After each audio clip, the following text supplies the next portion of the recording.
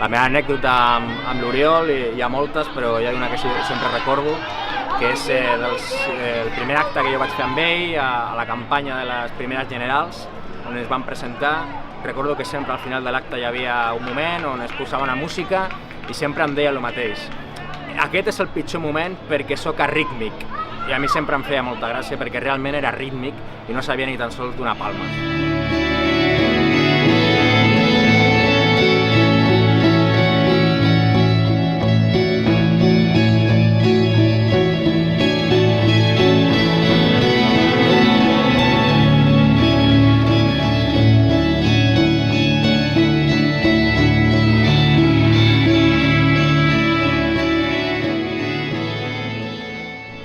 El 3 d'agost vaig estar amb l'Oriol i us tinc que dir que està fort com una mula. Fa piscina, fa molt d'esport, i jo sé que això li ajuda molt a posar ordre al seu cap i aguantar una situació absolutament injusta de presó. Per tant, que estigueu tranquils, que ell està fort i que realment, aquí treballem a fons per treure'l d'aquesta presó injusta. Visca l'Oriol i llibertat presos polítics.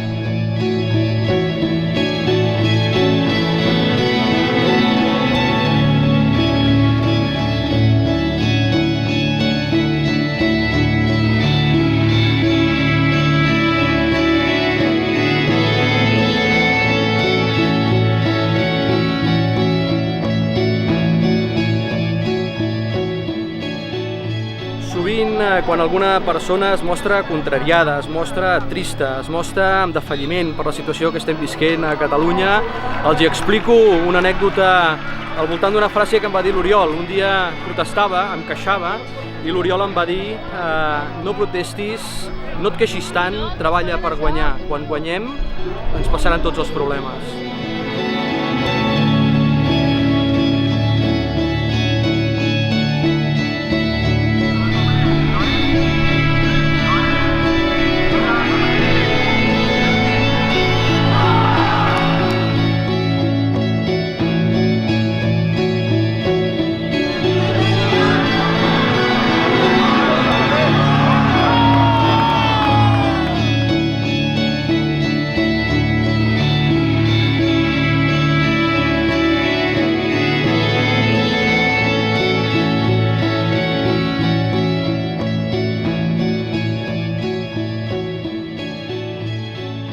Doncs res, Oriol, avui m'han enredat, he deixat tots els compromisos que tenia com a consellera i he vingut a Cambrils a jugar i a marcar gols per la llibertat per tu, marcar gols bàsicament per l'Oriol Junqueras. A més, sàpigues que m'ha fitxat Sant Vicenç dels Horts, però que he fet una primera part tan escandalosament fantàstica que la segona part m'ha fitxat al Baix Camp perquè necessitaven reforços. I en qualsevol cas, com que els gols eren tots per la llibertat dels nostres presos i preses polítiques, i en definitiva avui, en homenatge a tu, tant s'hi va. Un petó, t'estimo.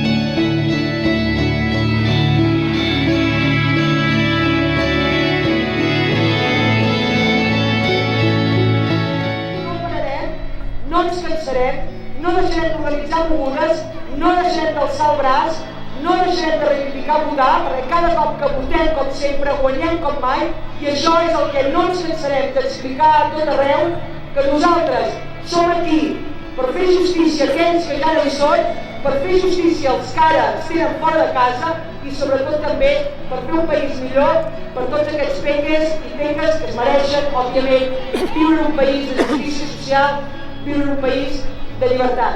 La verdad es que es un orgullo estar aquí hoy con todos vosotros y mañana estaremos donde tengamos que estar, hagamos lo que hagamos lo de los payasos, hagamos lo de tirar cohetes, lo de baloncesto, que perdamos, ganemos, pero lo importante es que no paremos, Y bien claro está que no pararemos, ni por ellos ni para ellos. Mireu, a vegades amb les idees podem estar d'acord o no podem estar d'acord. Ens podem discutir, les idees a vegades es poden criticar. Ara, el que mai es pot és empresonar per les idees. Això no ho permetrem, amics i amigues. Mai presó, mai repressió. Diàleg, debat, i si cal ens podem escabarallar, però mai permetrem que les idees s'empresonin. L'Oriol és un gran home, ja el sabeu. Aquest mes d'agost el vaig poder visitar, s'ha primat, està ben fort, té el cap clar i segur que amb ell i amb tants amics i amigues tirarem endavant. Visca la terra i llibertat, presos i preses polítiques.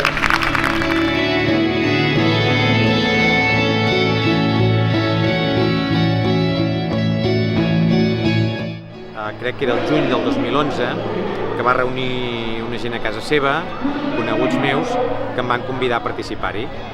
En aquesta reunió jo vaig posar sobre la taula com a inquietud el moment complex que vivíem políticament com a partit, sobretot com a país, i la dificultat de trobar resposta als problemes que se'ns plantejaven. I ell va agafar de la prestatgeria el llibre que havia escrit a 8 mans sobre història del Japó. Jo he estudiat física, la física ens permet fer experiments per trobar respostes a com funcionen les coses.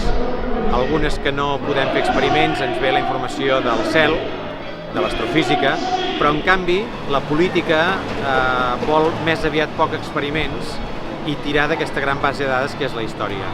En aquest sentit, amb la conversa que vam tenir amb l'Oriol, va refermar una vegada més que la història és aquesta gran base de dades que els nostres avantpassats van anar fornint de fets, d'experiències, i que ens dona la solució dels problemes que tenim ara o que tindrem en un futur immediat.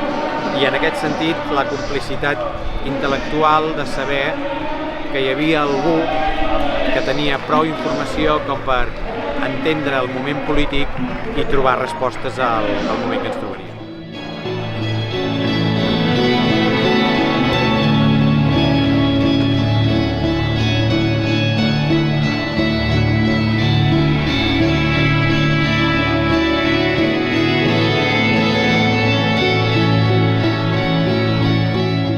I llibertat pels presos polítics que estan a la presó de Lledoners, malauradament Sant Joan de Vilatorrada. Sant Joan de Vilatorrada, un poble de pallassos que és molt famós per la seva festa major infantil, però ara és famós malauradament perquè han perseguit un nas de pallasso, perquè ens van venir a tonyinar la Guàrdia Civil l'1 d'octubre i no van passar, i perquè malauradament tenim els presos polítics, però aconseguirem alliberar-los. Visca la terra, visca la República Catalana!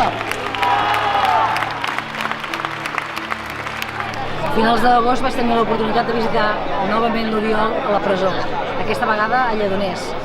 Estava molt intranquil·la, molt emocionada, perquè aquesta vegada el vaig poder visitar com a càrrec electe, com a càrrec de responsabilitat, i per tant, sense viure. Quan vaig veure venir l'Oriol i que el podia abraçar, vaig sentir molta emoció. Feia molt temps que no podia estar tan a prop, i aquesta abraçada, que també ho vaig transmetre a través de les xarxes, aquesta és una abraçada que em va emocionar, em va fer plorar, però és una abraçada plena de democràcia, una abraçada que va ser a mi, però va ser a tot el poble de Sant Vicenç i a tot el poble de Catalunya. L'Oriol està morè, perquè li ha tocat molt el sol, i està fort, serè, i amb les idees molt clares. Per tant, ja li vaig dir, nosaltres, Oriol, no defallirem. Vosaltres sou dins, nosaltres som fora, i des de fora farem que vosaltres també estigueu amb nosaltres.